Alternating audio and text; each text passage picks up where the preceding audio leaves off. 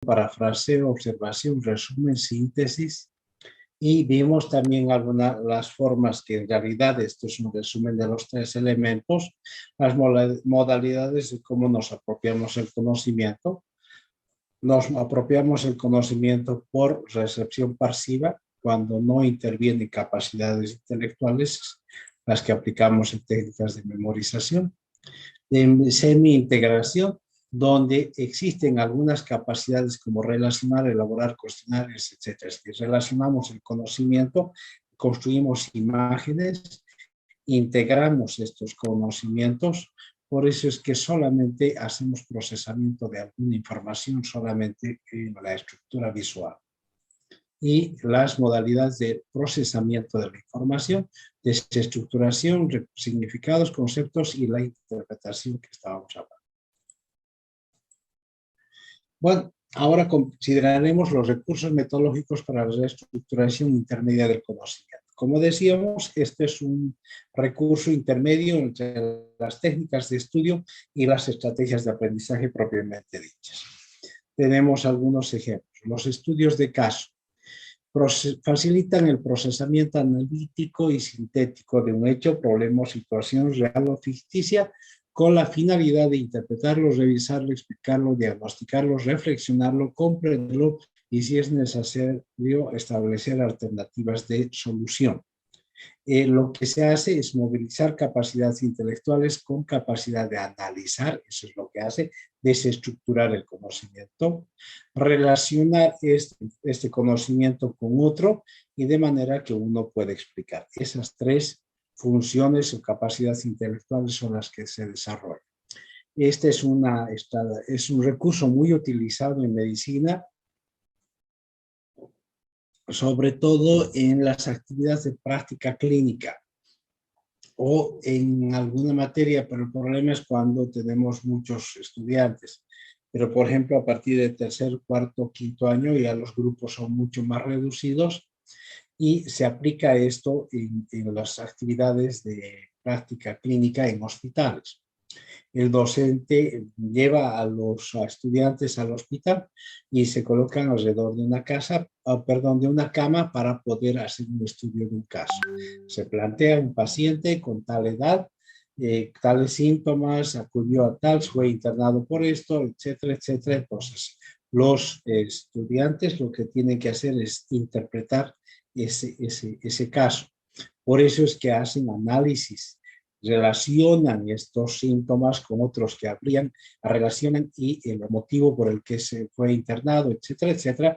Y entonces la idea esa no es que el docente esté pavoneando, yo trato a estos pacientes. No, la idea es que cuando se hace un estudio de caso, el estudiante pueda aprender en estos casos, aprender sobre un tema definido. Porque supónganse que van a ver un paciente con tuberculosis, esta manifestación tiene, incluso uno puede auscultar, puede escuchar pulmón, corazones, etcétera. Entonces complementa relaciones del conocimiento previo con la sintomatología, la tos, el tipo de tos, con lo que está escuchando, que está percibiendo. Entonces relaciona situaciones. Por eso es que esta técnica del estudio de casos es muy útil y es muy adecuada para poder aprender, ¿sí? Obviamente maneja esto, lleva a la práctica todos los conocimientos teóricos establecidos, pero es muy útil porque se desarrollan capacidades de analizar, relacionar y después para poder explicar. Además se usa para motivación personal o grupal ante una situación interpretada porque se motivan ellos en poder trabajar esto. Desarrollar de descomposición conceptual, relacionar, decíamos, se descompone conceptualmente, tiene tos, ¿qué es la tos?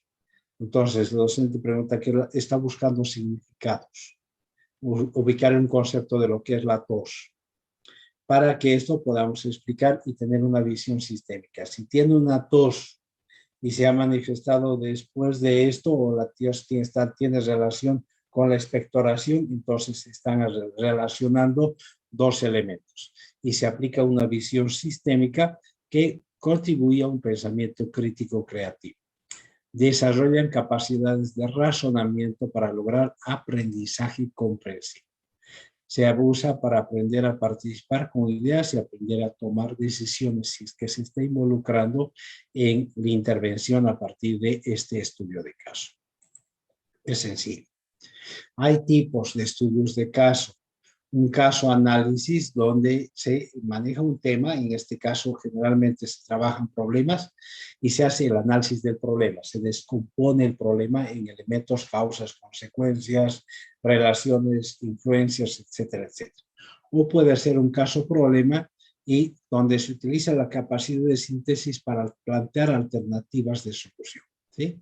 Dos elementos distintos. Uno implica como un caso de análisis solamente, probablemente con fines diagnósticos, y otro, un caso problema que donde plantea una solución. En todo caso, se utiliza como una técnica para que el estudiante pueda aprender, porque en el momento de hacer análisis, relaciones, etcétera, está desarrollando capacidades y está aprendiendo. No lo está metiendo todo lo que es informado a la memoria. El estudio de incidente crítico es muy similar. En este caso tiene un procedimiento mucho más participativo, porque se requiere tener conocimientos y capacidades intelectuales. Se busca información, es decir, es un proceso un poquito más complejo, donde está un grupo. Lo que hace este grupo a partir de este estudio de caso invita a buscar complementar más información. Complementa información sobre el incidente o el problema que se quiere trabajar y se promueven las decisiones en criterios críticos de cada uno. Es muy similar a la del estudio de caso simple y diagnóstico de problema, es muy similar, pero en esto se requiere mucho más tiempo porque existe procesamiento de la información mayor en el caso de que se da un tiempo para que este grupo pueda ir a obtener más información, buscar información complementaria, etcétera, etcétera, porque lo que se va a buscar es una descomposición para interpretar los elementos y tomar decisiones, ¿ya? Entonces, la diferencia es que aquí se usa más tiempo, nada más. Existen los recursos como resolución de ejercicios y problemas. Esto es lógico, sirve para complementar una lección magistral. Yo vengo hablando algo sobre estrategias de aprendizaje y se supone que lo aplicaríamos en la próxima clase con una práctica. En este caso, el recurso es resolución de ejercicios o problemas, ¿ya? Funciona muy bien cuando se aplica en cualquier materia, en cualquier tema, cuando se tiene desarrollado una actividad teórica y a continuación una actividad práctica. Porque lo que trata es de ensayar, comprobar lo que se ha aprendido en la teoría y aplicar a ejercicios prácticos o de resolución de problemas. Integra el conocimiento teórico con el conocimiento práctico. En cirugía podemos manejar una técnica quirúrgica o técnica de suturas, por ejemplo, y eso se lo puede llevar a la práctica. Entonces, es un recurso de aprendizaje. Otro, aprendizaje basado en problemas. Esto es un recurso que se utiliza en algunos temas, en algunas materias en la carrera, por ejemplo, a partir de salud pública, donde se formula un problema, se lo interpreta y se explica para comprender o para plantear una solución de ello. En ello se integra conocimiento teórico, su forma de aplicar de manera práctica, la capacidad de establecer soluciones crítico-creativas y que tengan que plantear una solución. Pero para eso es necesario identificar primero la realidad de qué es un problema, ¿ya? A ver, si nosotros en salud pública vamos a ver mal manejo del problema, mal manejo de desechos sólidos o en la ciudad de Santa Cruz, es un problema. Pero para identificar ese problema, el grupo de estudiantes lo que tiene que hacer es analizar el problema, pero identificarlo bien. ¿Qué quiere decir mal manejo de desechos sólidos? Y la identificación adecuada comprende de quién es el problema, porque es un problema que se aplica a unos y no para otros. El tiempo de manifestación del problema. El alcance del problema, que implica la magnitud, el tamaño, o quiénes afecta, a dónde más trasciende y cuán vulnerable, es decir, cuán solucionable es ese problema. y además considerar las causas. Cuando se tiene identificado bien ese problema con sus causas, sus relaciones, su alcance, su magnitud, su tiempo, su pertenencia, todo respecto al problema, entonces siempre sí se puede aplicar planteamientos para comprenderlo y para poder plantear una solución. En ese caso, cuando se plantean soluciones, se estaría aprendiendo. Es otra técnica otro recurso de aprendizaje, de manejo reestructurado de manera intermedia, porque lo que hace es interpretar y analizar un problema. Similar a los estudios de caso, pero en otros temas.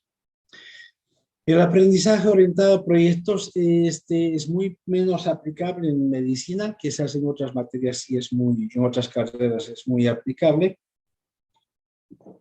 donde se trabaja en grupos, se asigna un tema a un grupo y este grupo lo que tiene que hacer es trabajar distintas tareas para describir un problema y después para intervenir de manera de solucionar este problema.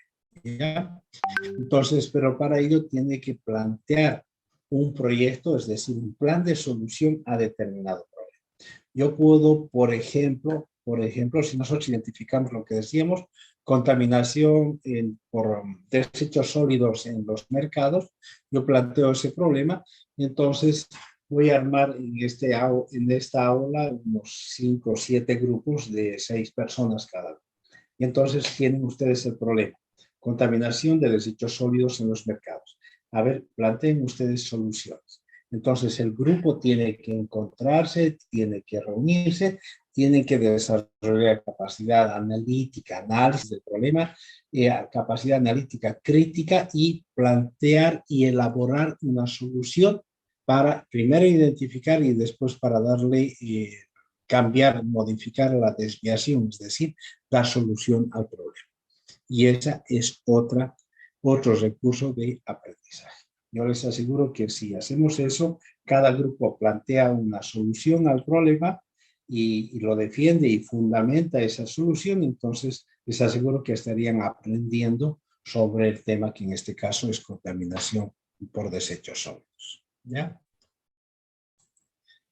El método de estudio dirigido es otro recurso que se utiliza, parte de la lectura de un texto para luego aplicar el desarrollo de un recurso estratégico con un cuestionario, un mapa conceptual, cualquiera de ellos, para extraer de la lectura los aspectos más relevantes y tener una visión global. En realidad, eso se trabaja con grupos de análisis y discusión sobre alguna actividad y elaborar un informe con productos de grupo final y exponerlos en privado. El método de estudio dirigido se maneja generalmente, esto es en grupos, cuando el docente distribuye un tema a un grupo organiza en el aula unos 5, 6, 7 grupos, como suele ocurrir, ¿sí? Y entonces a cada grupo se le plantea un tema para que haga un estudio dirigido. Lo que hace ese grupo es reunirse, tienen que utilizar cualquier recurso para poder sacar los elementos más importantes de ese tema para poder exponerlos en plenario. ¿Ya?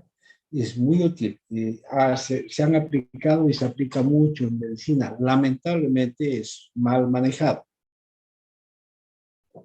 Porque les da un tema, en muchas materias les da un tema, se dividen en grupos y el grupo se reparte el texto o el tema, se lo reparte, se lo fracciona en el número de personas que son. Si son 6 personas, el tema se divide en 6, dice, tú vas a manejar esto, tú esto, tú esto, tú esto, tú esto, y lo único que están haciendo es memorizando su fracción de conocimiento para exponerlo en una plenaria. Eso no es aprendizaje, no tiene ningún sentido de aprendizaje.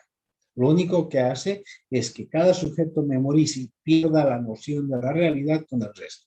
Y cuando explica en plenaria, el resto del curso tampoco le interesa y mucho menos al docente, que generalmente está leyendo el diario, su celular o cualquier cosa. ¿Ya? Está mal manejado, porque lo que en realidad tiene que ser, lo que tiene que hacer el grupo es utilizar todito el tema, identificar del tema aquellos aspectos más relevantes, reestructurarlo de ese tema, ya sea sintetizarlo, hacer un resumen y poder explicar, cualquier persona poder explicar los elementos más relevantes sobre el tema. Para eso tendría que haber descompuesto el tema y recompuesto una explicación teórica de los elementos más importantes. Por eso es que cuando yo utilizo ese recurso en aula, yo lo hago subir al grupo de estudiantes al frente y le digo, a ver, yo voy a decidir quién va a comenzar. No es que cada uno va y yo voy a empezar con mi partecita, no. Yo elijo al azar quién va a comenzar, porque asumo que todos tienen que haber tenido el tema desestructurado. Entonces, después digo, va padre, va continúe de tal persona, padre, continúe de tal persona. Entonces, tendrían que todos haber aprendido sobre el tema utilizando el elemento que decíamos, que todos tienen que desestructurar el conocimiento y poder sintetizarlo o poder explicarlo de una manera mucho más integral. ¿Está claro? Sí, doctor. Hay otros tipos de recursos metodológicos, como ser el panel. Un panel es una discusión informal de un grupo de especialistas. Muchas veces se conforman paneles donde se invitan a varios especialistas que en presencia del público sobre un tema definido, estos intercambian criterios y posiciones y lo que hace el público es atender, asimilar todo lo que el panel hace, determina una discusión sobre un tema definido. No están yendo a exponer, sino lo que están yendo a hacer es a socializar un panel de especialistas sus puntos de vista sobre un tema. Y de ese elemento de socialización y de conversación o de intercambio de criterios, el panel, el público se supone que estaría aprendiendo porque estaría captando, si vale el término, aprendiendo solamente aquellos aspectos que han sacado de conclusiones en las discusiones de panel. Es lo mismo cuando uno asiste a un simposio. En un simposio muchos expositores tienen conferencias breves de diferentes aspectos sobre un tema, ¿ya? Entonces vamos a hacer un simposio sobre el COVID. Invitamos a una persona que va a hablar sobre cómo diagnosticaron en Santa Cruz, otra persona sobre tratamientos, otra persona de manejo terapéutico en terapia intensiva, y otra persona va a hablar sobre vacunas, infecciones preventivas. Entonces, en un simposio, estos expositores hacen exposición de todos estos elementos. Y el público lo que hace tendría que integrar todos esos elementos porque tienen distintos puntos de vista. En cambio, un seminario que es mucho más productivo que un simposio, se hace el mismo elemento, los especialistas exponen su tema, pero después tienen que hacer una discusión académica como conclusión de lo que han hecho en el seminario, ¿ya? Por eso es el seminario, en este caso, es mucho más completo, porque no es un simposio que termina con un panel una conclusión que realizan los mismos especialistas. No es que cada especialista va a ir a hablar, sino que después, al final, tienen que ellos socializar sus puntos de vista y sacar conclusiones. Eso es importante. Hay otros recursos como ser taller aula. En estos casos implican los talleres. Ya hemos visto varios y me imagino que ustedes han participado en distintos talleres donde hay actividades grupales e individuales que permiten manejar y sobre todo aprender un tema. Los talleres implican siempre actividades de aprendizaje participativo. Si estamos hablando como recurso de aprendizaje, son recursos de aprendizaje participativo donde intervienen 3 criterios indudablemente. Contempla el análisis, la reflexión y la acción. Si no se dan estos 3 componentes, no se está desarrollando adecuadamente un taller. Un taller han sido aquellos recursos que nos han traído, por ejemplo, hace mucho tiempo son desarrollados con metodología alemana. La GTZ ha elaborado estos recursos metodológicos para poder generar aprendizaje comunitario. para la educación popular. Y nos ha llegado aquí nosotros como recursos para educación popular, y de ahí es que nosotros lo utilizamos en distintos ámbitos. Pero esa era la idea. Las comunidades muy pobres, con limitaciones de todo tipo, entonces se desarrollaban talleres de participativos donde participaban los, perdón el término participantes, que serían los comunitarios, y ellos analizaban sus problemas. Por eso se hace un análisis. Reflexionaban sobre determinado problema y planteaban acciones, es decir, soluciones para el problema.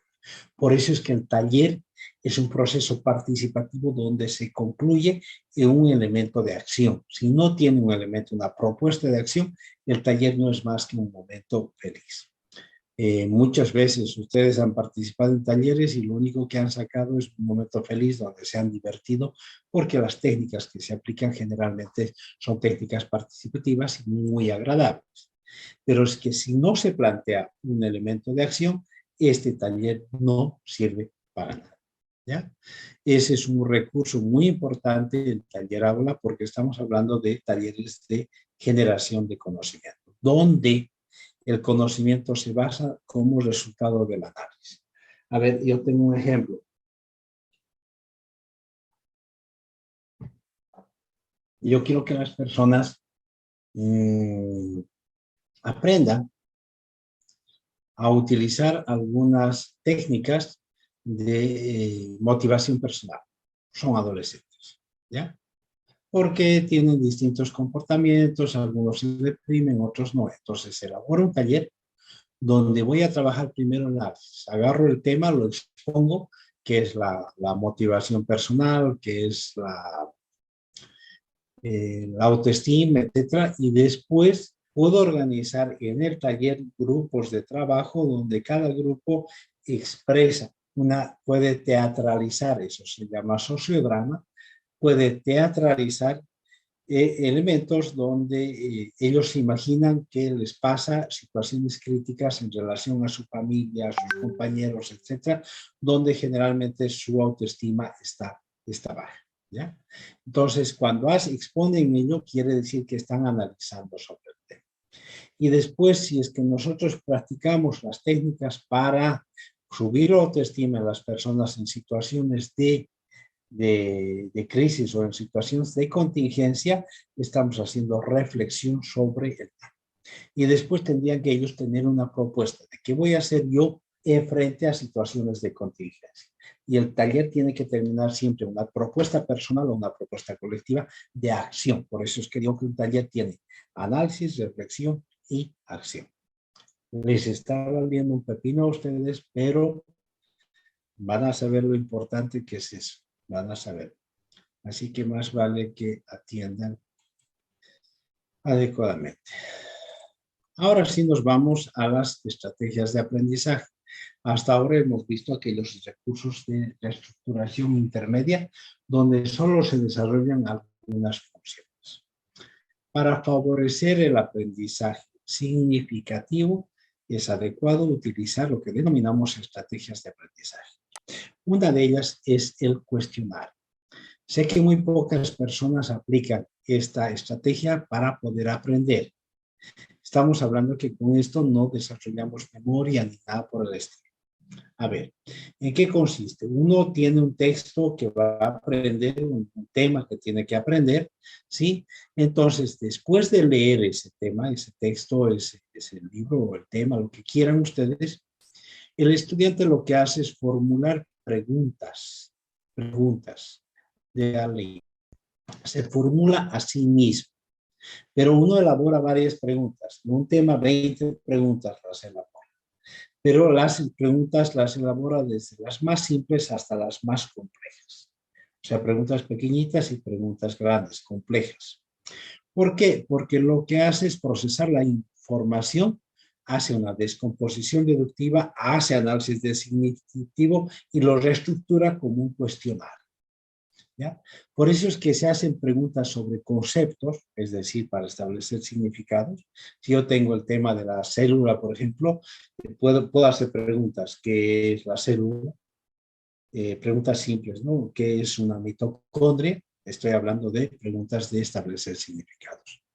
Pero también tengo que hacer preguntas cuando voy haciendo preguntas más complejas. Hago preguntas, por ejemplo, de relaciones. ¿Cuál es la función, qué función tiene la mitocondria en el citoplasma? Entonces tengo que contestar.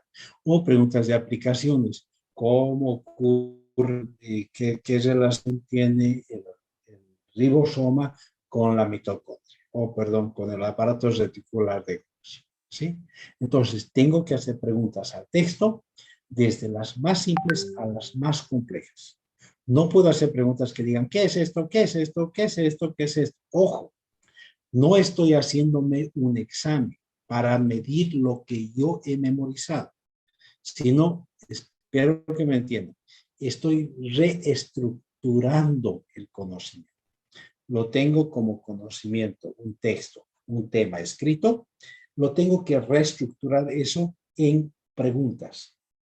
Pero estas preguntas deben ser formuladas con claridad, con objetividad, buscando respuestas concretas. No me puedo colocar una pregunta, explique tal cosa. No, las preguntas deben ser concretas porque están representando la reestructuración del conocimiento. Y uno mismo elabora sus respuestas. Estas respuestas tienen que demostrar la capacidad de reordenar, de reconfigurar el conocimiento y de manera deductiva, inductiva o compleja. Es decir, como las preguntas están en forma de lo simple a lo complejo, las respuestas también tienen que tener ese nivel de complejidad. Las preguntas tienen que tener una secuencia sistemática, no deben estar aisladas, sino deben responder a determinados objetivos en relación a la contextualización del texto. El cuestionario debe ser ordenado, a eso me refiero, con preguntas directas e indirectas. Debe elaborarse desde lo simple a lo complejo, de lo descriptivo a lo explicativo. Hay que reflejar con preguntas la explicación de fenómenos, de relaciones, de aplicaciones, etcétera, en función al contenido.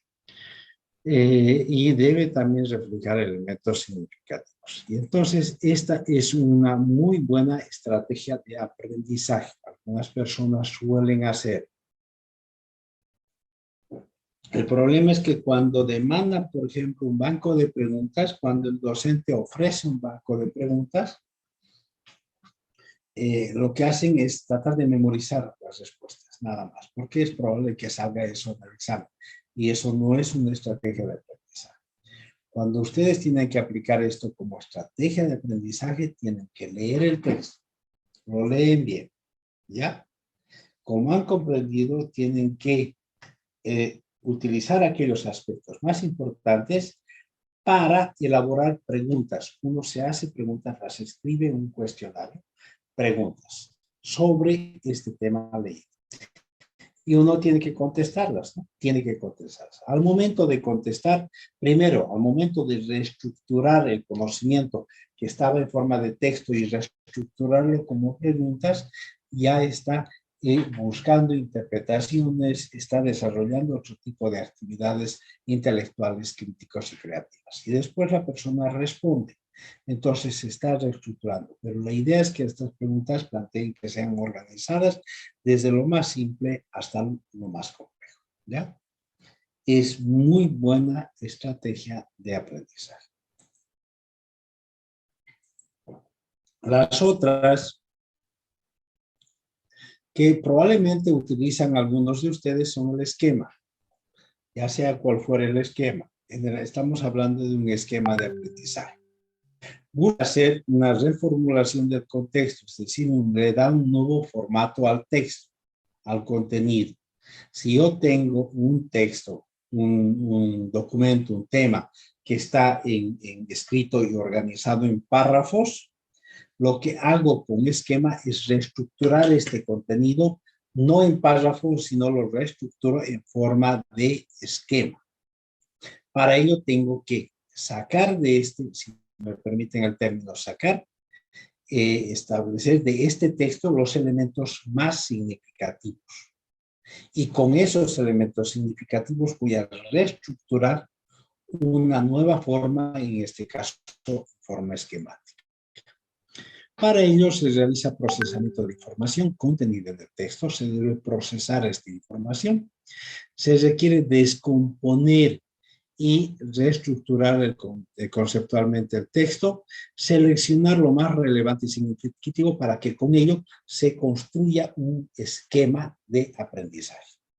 El resultado de esto es que se promueve el procesamiento de la información porque se hace descomposición deductiva, se hace análisis de lo significativo, primario, secundario y se puede organizar en un tema, en un esquema. Los esquemas pueden ser, por ejemplo, esquemas temáticos. Nosotros conocemos un esquema temático, aquel que nos muestra sobre un tema los títulos, es decir, los temas y los subtemas. Nada más.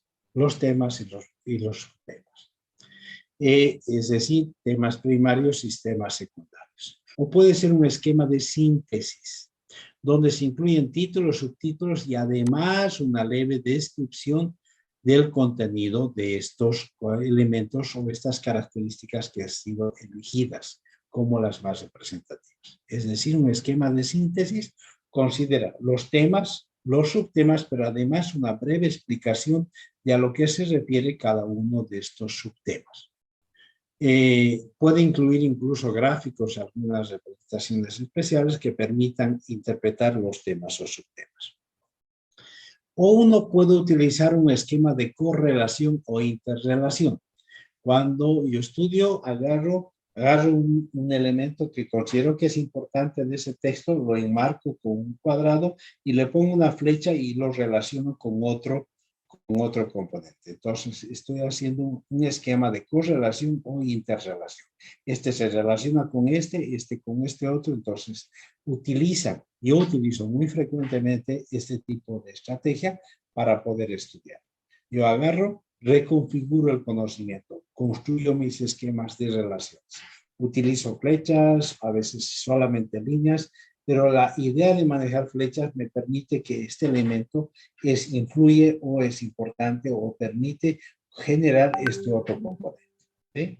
Pero si tengo flechas direccionales, veo una influencia bilateral de esto sobre este otro elemento. Entonces, si yo reconfiguro el conocimiento, lo tengo como un texto, lo reconfiguro un elemento de aspectos fundamentales que extraigo solamente los elementos más importantes y los voy relacionando, estoy haciendo un esquema de correlación o interrelación. Y es una estrategia de aprendizaje.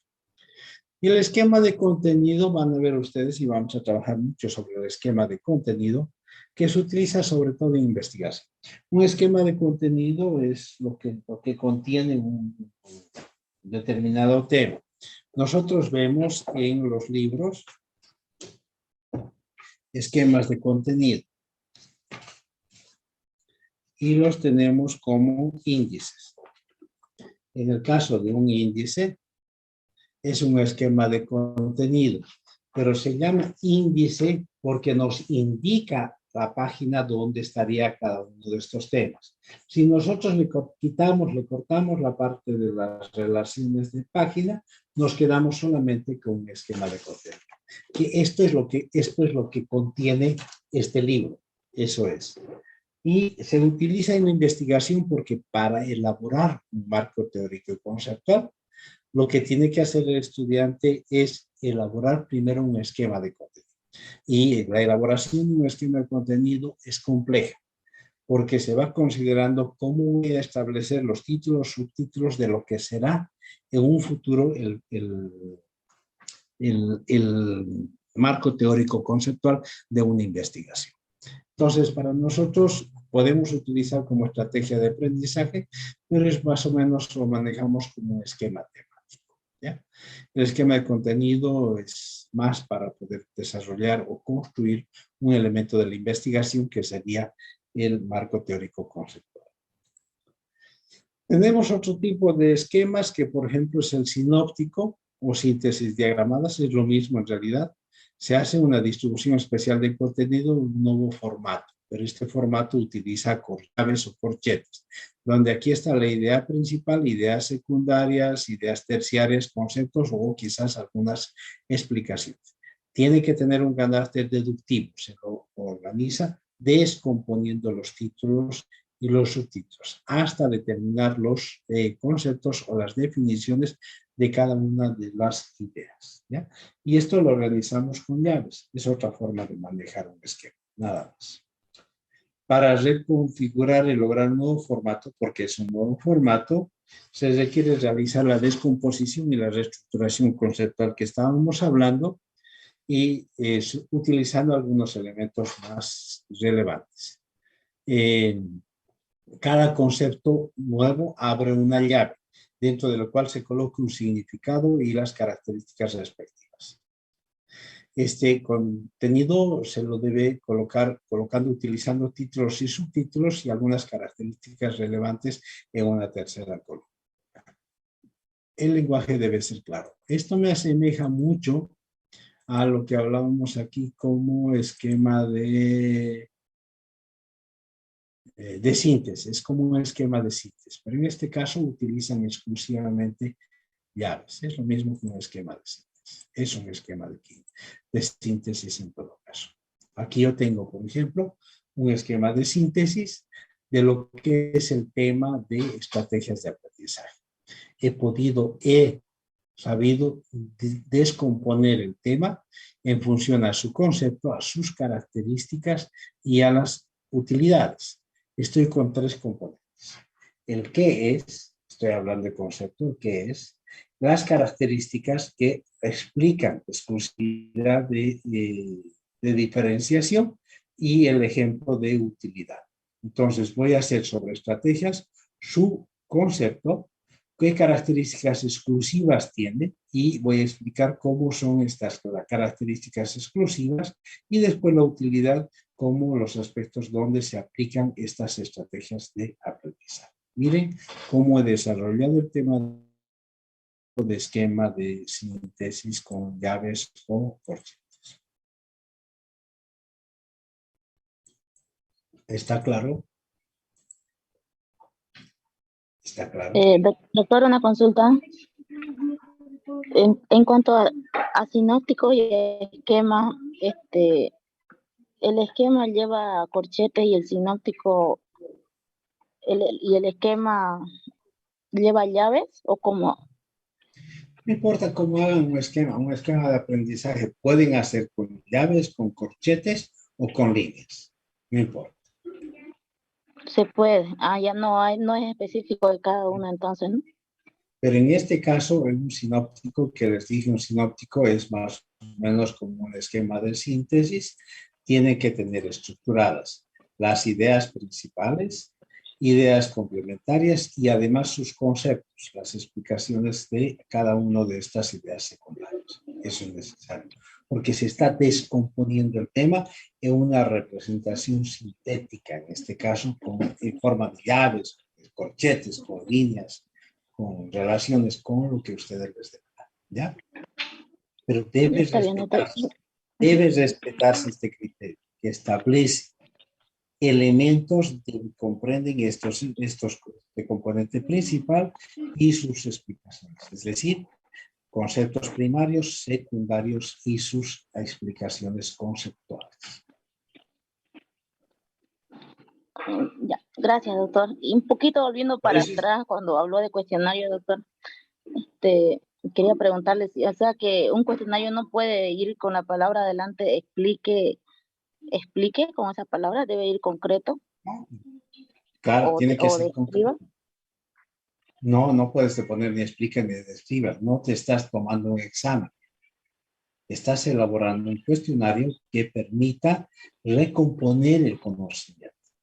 Entonces tu pregunta será, ¿de qué manera la membrana influye sobre tal?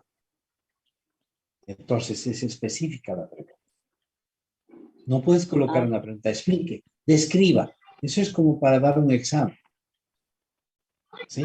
No estás dando un examen, un cuestionario es una estrategia de aprendizaje que uno elabora un cuestionario, hace las preguntas y las contesta con el fin no de memorizar, sino con el fin de aprendizar. Muchas gracias, doctor. Esa era mi duda.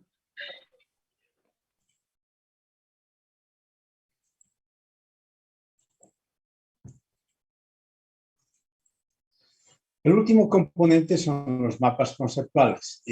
Algunas personas utilizan con mucha frecuencia y yo no lo hago porque yo soy resultado de otra generación. En el caso de ustedes, ustedes en su aprendizaje en la escuela han aprendido a manejar mapas conceptuales. Cuando yo estudiaba no existían los mapas conceptuales. Es más, ustedes cuando acceden a un libro de primaria o secundaria, cualquier libro, matemáticas, biología, etcétera, en la primera página tenían un mapa conceptual sobre cómo está organizado el tema. ¿Ya? No sé si lo han desarrollado con detalle, pero sí ya tenían visión, por lo menos veían mapas conceptuales que eran representaciones del conocimiento. Nosotros utilizamos el mapa conceptual como una estrategia de aprendizaje porque se utiliza para ello capacidades de selección, diferenciación y de relación de los conceptos que se encuentran en un texto determinado. Porque lo que vamos a hacer es recomponer, reestructurar el conocimiento en un nuevo formato. Y en este caso el formato es un mapa conceptual. Este formato tiene una relación siempre piramidal, donde está el tema principal aquí y después por jerarquía estos elementos se van relacionando unos con otros. Ahora, ¿cuáles son las relaciones que maneja? Tiene que tener tres componentes, es decir, un concepto, una palabra enlace y otro concepto. La relación de dos conceptos con una palabra enlace van a conformar una frase o una proposición. Entonces, si cuando descomponemos el conocimiento estamos estableciendo proposiciones de lo que es importante en el tema, y eso nos sirve y nos permite explicar las características del tema desde lo más simple hasta lo más complejo. Es decir, maneja un concepto, una palabra enlace y otro concepto, que en su conjunto forma una proposición. Esa es una frase coherente que explica la relación interconceptual. Debe haber jerarquía de conceptos, debe haber un orden, una subordinación, de un concepto en relación subordinado en relación a otro. Debe haber relaciones y debe tener palabras enlace. Eso ya dije. Se logra capacidad, se desarrolla la capacidad de jerarquizar y ordenar los conceptos de los textos. Se puede jerarquizar. Se establecen relaciones interconceptuales porque con un texto nosotros identificamos unos conceptos y lo podemos relacionar con otro tipo de conceptos utilizando capacidades de interpretación de las mismas. Seleccionamos palabras enlace que nos van a permitir relacionar dos conceptos y construir una proposición. Para ello estamos reconfigurando el conocimiento de una nueva forma mucho más deductiva y además generamos un conocimiento hipotético deductivo. Cometemos errores si es que no sabemos cómo hacer un mapa y si no conocemos sus partes o los componentes del mapa conceptual. Aquí yo les tengo un mapa conceptual muy sencillito, un ejemplo de un mapa conceptual muy sencillito, sobre el mismo tema que es un mapa conceptual. Miren, tengo un concepto, un mapa conceptual, aquí está el concepto, esta es la palabra enlace. El concepto tiene que estar siempre circunscrito con un margen, sea cuadrado, redondito, lo que sea. Paralelepípedo, lo que sea, y una palabra enlace que no esté encerrada y va a relacionar este concepto con este otro concepto. Por consiguiente, tengo aquí ya una proposición. Tengo una proposición hecha que dice, el mapa conceptual es un esquema. Ya tengo una proposición. ¿Cómo he construido? Con la unión de un concepto, otro concepto y una palabra enlace. Y me da una proposición. Pero esta proposición tiene que tener relaciones con otras. Entonces, ya voy relacionando otro tema que dice que un esquema está conformado, es mi palabra enlace, por conceptos. Entonces, aquí yo tengo una otra proposición que dice como elemento que un esquema está conformado por conceptos. Puedo tener otra proposición. Un esquema está conformado por elipses. Otro, un esquema está conformado por palabras clave. Y el otro, un esquema está conformado por relaciones o líneas interrelacionadas. ¿Ya? Entonces, esto es un mapa conceptual muy sencillito, donde establezco los componentes y estoy mostrando los componentes de un mapa conceptual. Para poder construir este mapa conceptual, el estudiante lo que tiene que hacer es, leyendo el texto, identificar aquellos conceptos primarios, secundarios y terciarios, es decir, los elementos principales del tema, los secundarios y los terciarios. Con esos elementos voy a construir un mapa conceptual en esta estructura jerárquica piramidal, donde los elementos generales están en el vértice y mientras más abajo voy a elementos mucho más puntuales o explicativos sobre el tema. Pero la relación de todos estos elementos es la interacción de una proposición, que es una relación de dos conceptos unidos por una palabra clave con otro concepto. ¿Ya? Aquí tengo otro ejemplo que serían las cadenas tróficas. ¿Sí? Voy a describir cómo son, cómo se manifiestan las cadenas tróficas. Tengo un concepto, las cadenas tróficas son aquellas como los elementos productores. Entonces aquí tengo una proposición que está formado por dos conceptos y una palabra base. Pero estos productores, ya estoy en detalle mucho más puntuales, digo, pueden ser plantas acuáticas. Y aquí tengo el criterio de pueden ser. Y acá tengo otra proposición. Pero más puedo todavía. Y producen, porque ya estoy descomponiendo el tema.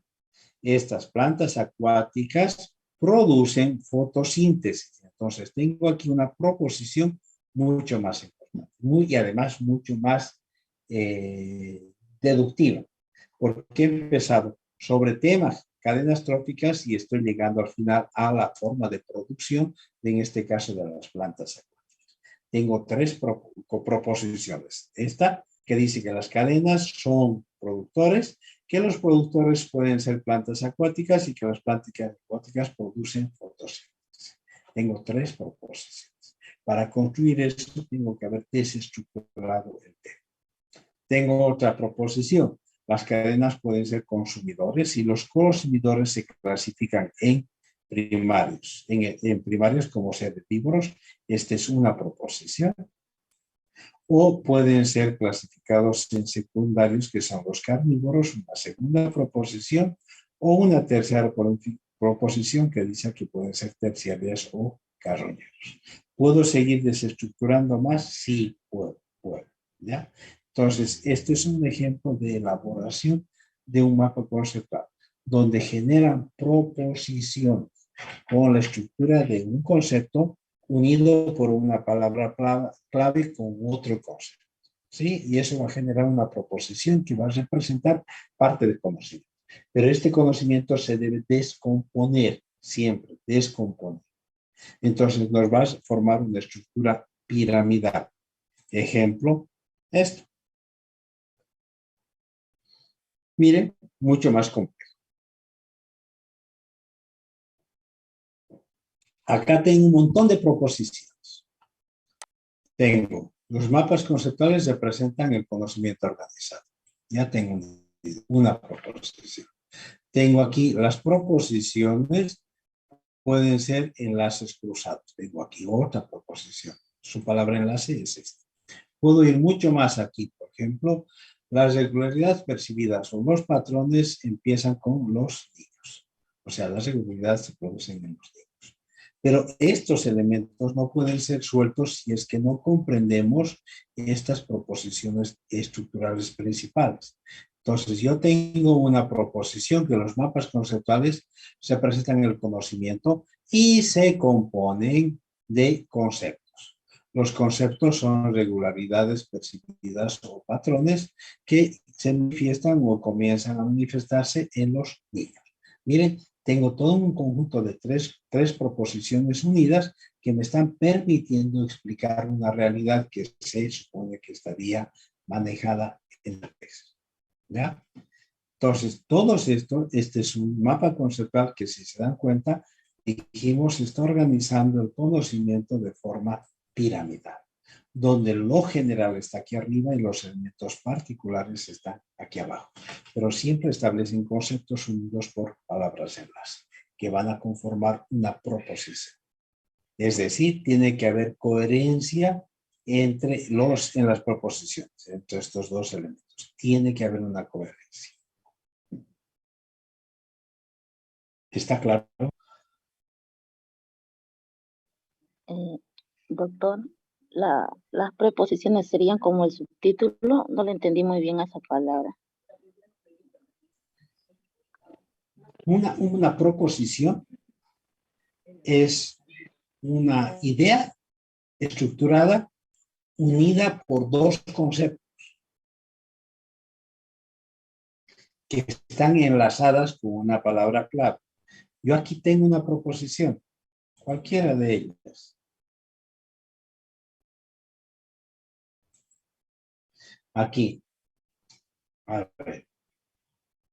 El conocimiento organizado es conocimiento dependiente del contexto. Ya tengo aquí una proposición.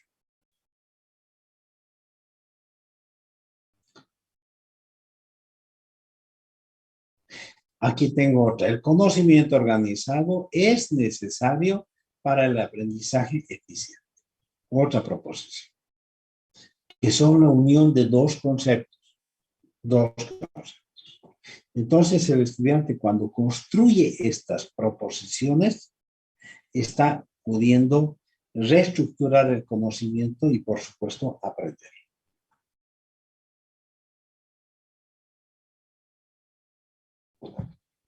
Para poder construir una estrategia, lo que se tiene que hacer es primero leer el texto del tema que se va a estudiar, identificar los temas primarios, los secundarios, etcétera, la estructura así, y empezar a construir proposiciones que estarían formadas por conceptos, pero desde lo general hasta lo particular, de manera deductiva.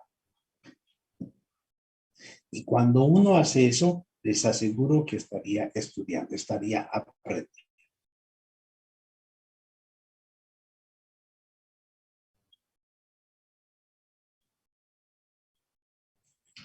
En el caso de aquí, de las redes conceptuales, ya es lo mismo. Las redes conceptuales, igual que los mapas, pero no utilizan palabras enlace, por eso es que no son muy...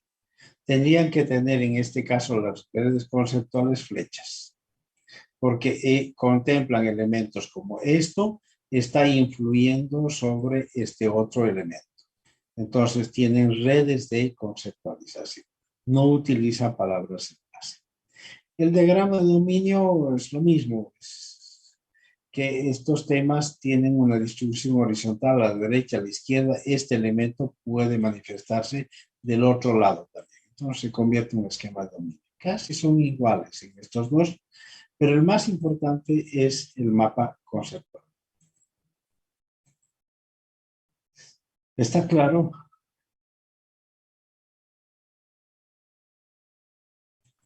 Doctor, buenas noches, disculpe una pregunta. No sé si puedo hacerla, doctor. No te veo, pero... Es que está todo aquí revuelto. Va a disculpar. ¿Puedo hacerle la pregunta?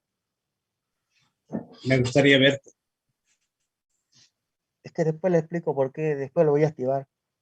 Ya, dime. Es que ya, va a disculpar. Es que la compañera hizo una pregunta que es la proposición, ¿no?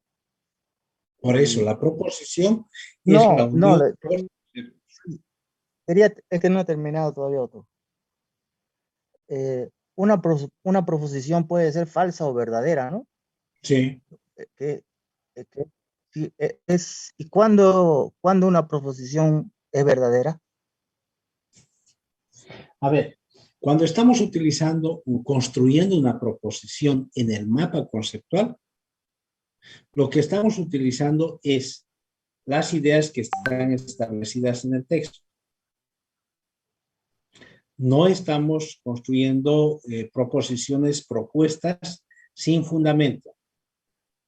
Yo puedo construir propuestas verdaderas o no verdaderas, pero eso es producto de mi producción intelectual o mi imaginación. En el caso de un mapa conceptual, estamos representando lo que tiene un texto. Lo que yo tengo escrito aquí, esto lo interpreto y lo reestructuro en un mapa conceptual. Solamente por eso construyo proposiciones. Una proposición es una relación de dos conceptos unidos con una palabra clave.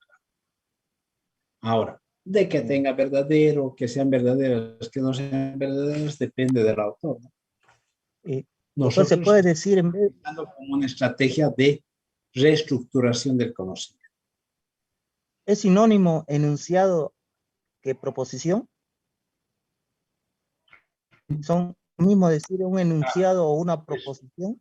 Claro, es un enunciado que está escrito en el texto.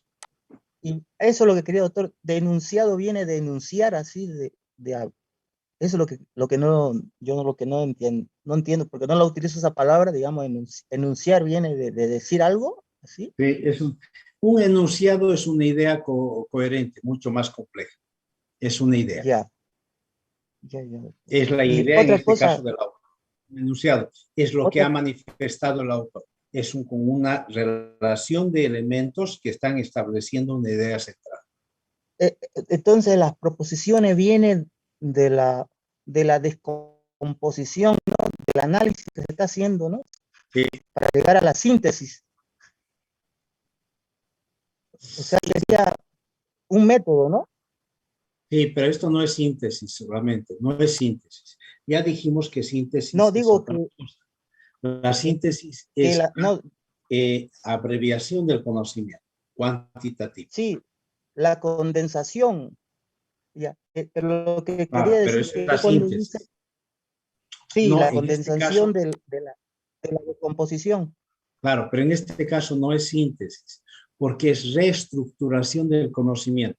El conocimiento estaba estructurado en un formato lineal de texto como párrafos y los recompone como una forma de mapas.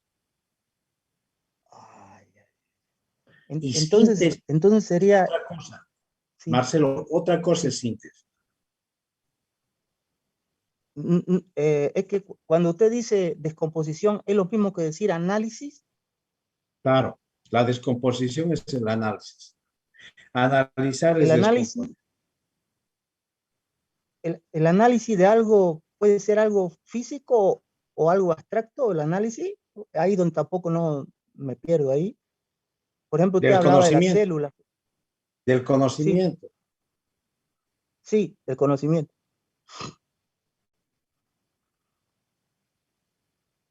Entonces sería primero se analiza y luego se saca una síntesis de la descomposición que se ha hecho de Y algo, ¿no? después se construye un mapa conceptual que representa ese mismo conocimiento. Eso ya no sé, ya, doctor. Muchas gracias, eso era, doctor. ¿Qué más? Nada más, doctor, síganos. Gracias. Es que es necesario que ustedes se saquen todas las dudas. Porque no se van a quedar con la memorización. La próxima clase a las 5:30, que es nuestra clase, nuestra hora de clase, nos vemos todos en la carrera, en la aula 10 de la universidad, con sus barbijos y su certificación de que están vacunados para aplicar los elementos prácticos de lo que estamos hablando. De todo lo que hemos hablado hoy día, vamos a hacer un repaso de práctica en el aula. Doctor, disculpe, ¿en qué aula dijo? 10.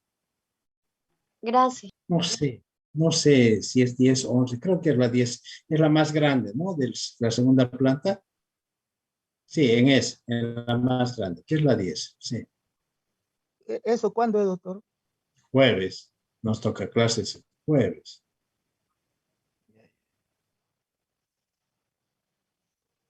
Ya. Doctor, otra duda que tengo es sobre el cuestionario. El cuestionario vendría a ser como una técnica, ¿no? No, es una estrategia de aprendizaje. ¿Y qué diferencia hay entre eso y el método? El método que es, digamos, la síntesis, ¿qué sería?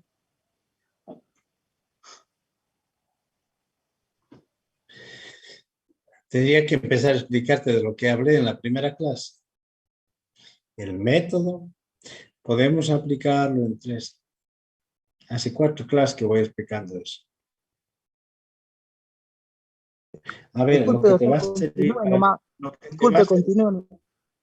lo que te va a servir para ti, Marcelo, es que tienes que diferenciar o utilizar algunos términos. A ver, una técnica es un procedimiento que se utiliza para alcanzar un objetivo, pero este procedimiento tiene que ser validado, tiene que haber sido comprobado. Nosotros utilizamos técnicas con determinados fines. Ejemplo, hemos visto las técnicas de estudio que se utilizan con procedimientos determinados para determinada función. En algunos de los casos para memorizar. ¿Ya? Una estrategia es un conjunto de recursos, ya sean técnicas, instrumentos, tácticas, en el caso de estrategias de aprendizaje, apropiarse del conocimiento. Y si utilizamos el término método, es un método mucho más complejo, porque el método lo que permite, lo que hace, es la manera de cómo el sujeto se relaciona con el conocimiento. Ese es el método. Es la manera como el sujeto se relaciona con el conocimiento. Depende. Si yo voy a aplicar el método para investigar, entonces me relaciono con el conocimiento para intervenir sobre la realidad, sobre el problema y generar conocimiento nuevo. Y por eso utilizo un conjunto de técnicas estructuradas en una estrategia que se llama método científico. O puedo utilizar el método como que me permite relacionar el conocimiento para tomar decisiones acerca de acciones estructuradas. Y en este caso estoy utilizando el conocimiento para planificar. O puedo, como en este caso, utilizar el método como estrategia de aprendizaje, un conjunto de recursos que me permiten relacionarme con el conocimiento para aprender. Hay una diferencia en decir método, en decir técnica, en decir estrategia.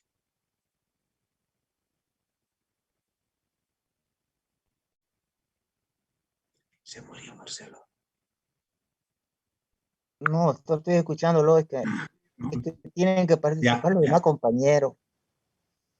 No, te preguntaba si entendiste.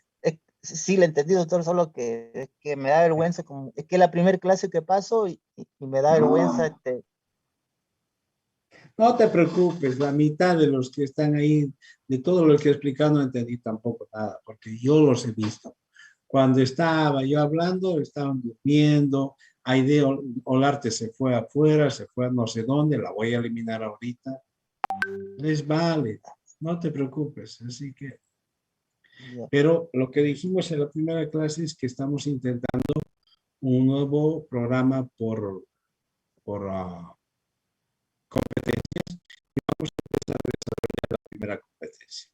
La primera competencia establecida es que queremos que el estudiante logre utilizar estrategias de aprendizaje. Y eso lo voy a medir la próxima clase. Lo que no quede claro, doctor, es eso de la clase presencial. ¿Cuándo hay que ir? El jueves próximo, no me acuerdo qué fecha es. ¿Alguien me puede ayudar?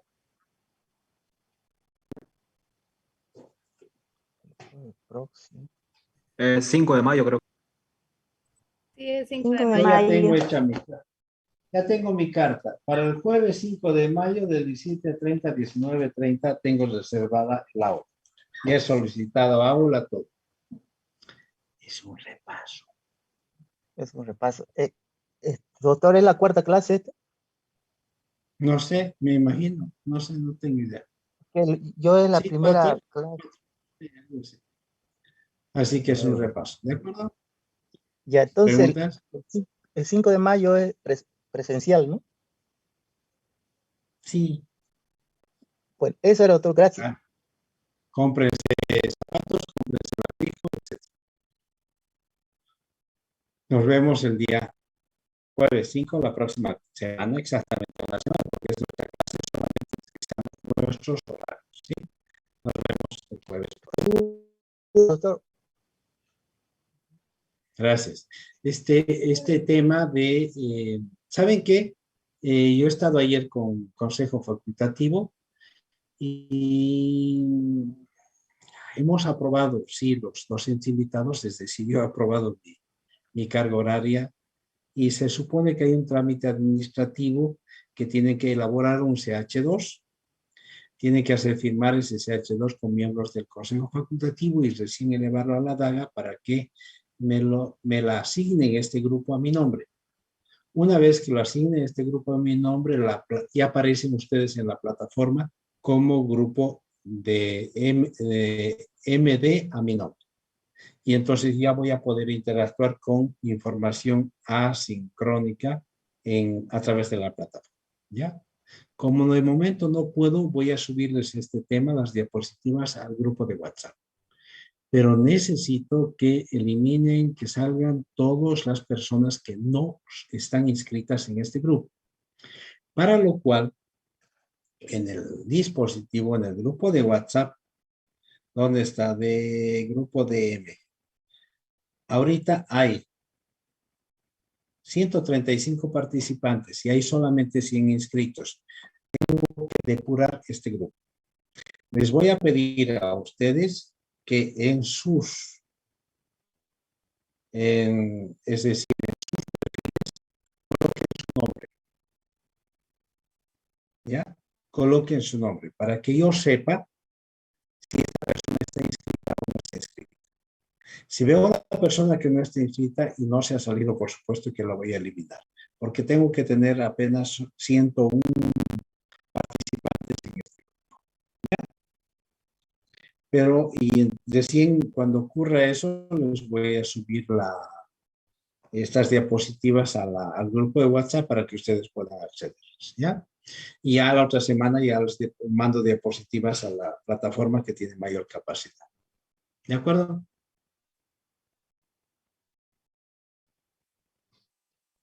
Nos vemos el día jueves doctor, próximo. Está bien, doctor. Frente a frente. Gracias. Sí. Hasta luego, doctor. Hasta luego, doctor. Gracias. Hasta luego, doctor. Muchas gracias.